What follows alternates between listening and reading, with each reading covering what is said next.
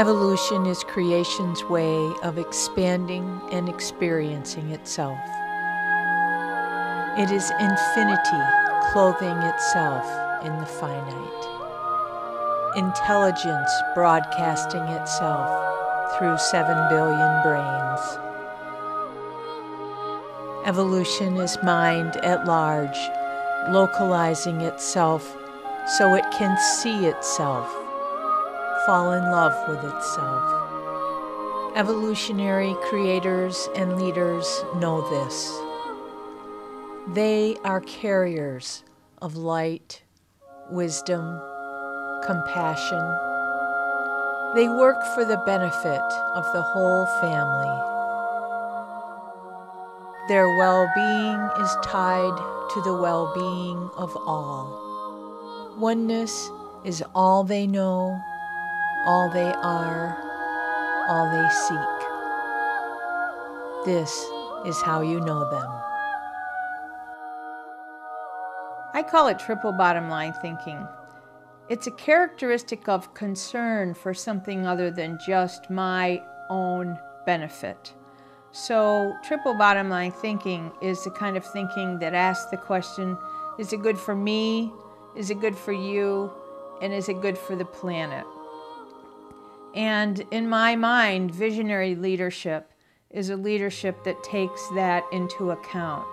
Just in the same way that the Native American tradition, when they're considering an important decision, they will ask the question, how does this impact the next 7 generations?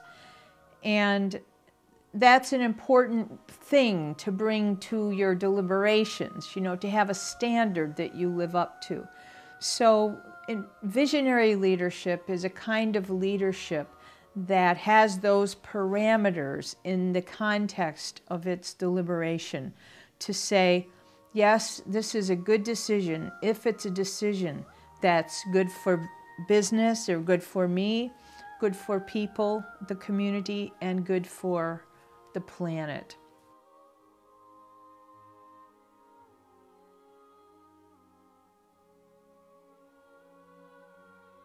I would say from the lunar landing to the millennium to this planetary birth would be a sequence. Because the lunar landing, we got up into space and saw ourselves. Right. That was an amazing experience. Yes. The millennium, we saw ourselves celebrate all over the earth something new.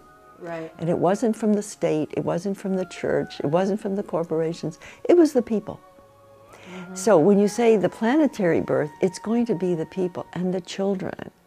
Nobody is an expert in how we make it through to the next stage after this birth.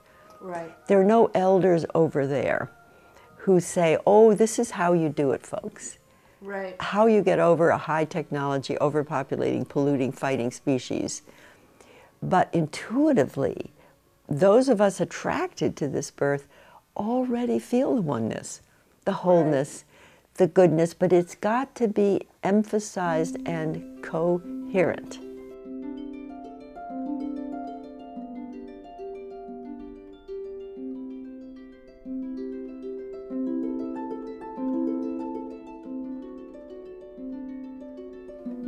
Science is coming up with a great deal of research that reveals the power and importance of our energy fields, of our emotional state, of our attention to mindfulness practices or spiritual practices.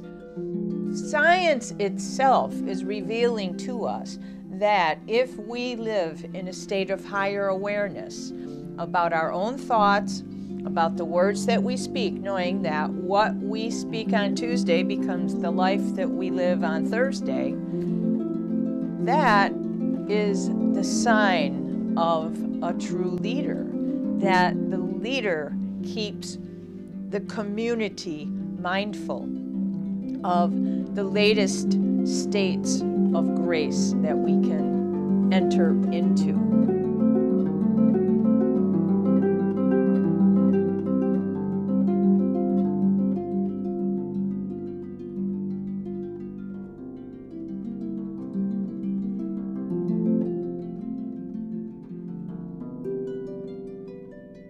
So this is the most interesting time in human history. And because I am around and see projects working, and a lot that don't work, but still I see the ones that are working. I see the rise of women who are making phenomenal difference, because their emphasis is on process rather than on product, on making things cohere, grow. I see the great cross-fertilizations of the religions, you know, looking for the common spiritual basis of everything. So much is happening that ultimately I am hopeful.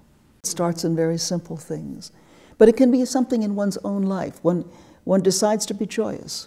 One decides to make a difference. One decides to pursue that artwork that one has forgotten about. And suddenly, by doing that artwork, what happens?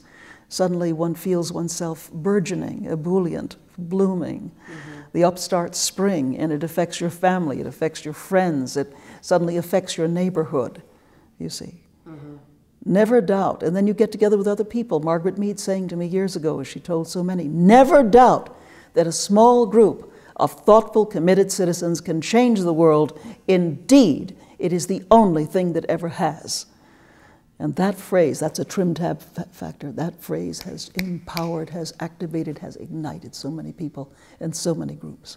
Mm-hmm. That these are the times we are the people. This is the most critical time in human history. And what we do will profoundly make a difference as to whether we grow or die. Because being out there in the world so much, seeing people taking on projects to make a better world, seeing so much goodness, it belies what our papers are telling us, because our media is really geared to what? It's to economics. And being geared, it wants to keep people, you know, alerted and fearful and appeal to that old brain of survival, you know, and give that kind of tang of excitement. But quite frankly, the world that I live in and the world that I see is one, yes, of terrible problems, but at the same time, a world in which people are, factors are unique in human history, people are reaching out to other people and are making a difference.